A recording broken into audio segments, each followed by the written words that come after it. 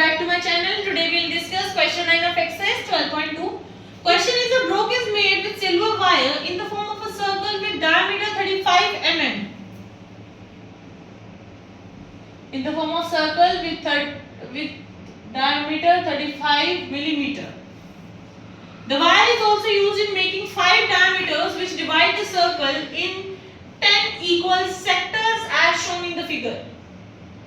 In the figure, these are 4 sectors. Now these will become 4, 4, 8. These are still 8. Now they are complete 10. 10 equal sector means 360 is divided into 10 equal parts. So the angle for one will be 36 degree. You can assume it like complete angle. 360 degree, this complete is 360 degree. And if it is divided into 10 parts,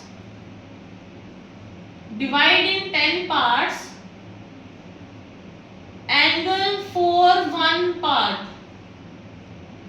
360 by 10 equal to 36 degree. Now, the total length of the silver wire required, we need to calculate the total length. So, total length of silver wire required is equal to circumference of circle plus 5 into diameter, because 5 diameters are used and this length. So this much will be the this one much will be the length of wire required. So the circumference will be equal to 2 pi r plus 5 into 35. 2 into 22.7. R value is 35 by 2 because 35 is diameter. To convert it into radius, I divided with 2.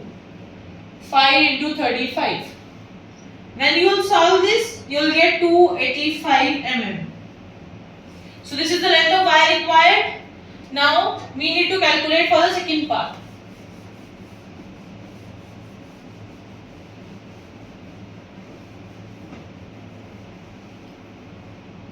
Now, second part is the area of each sector of the group.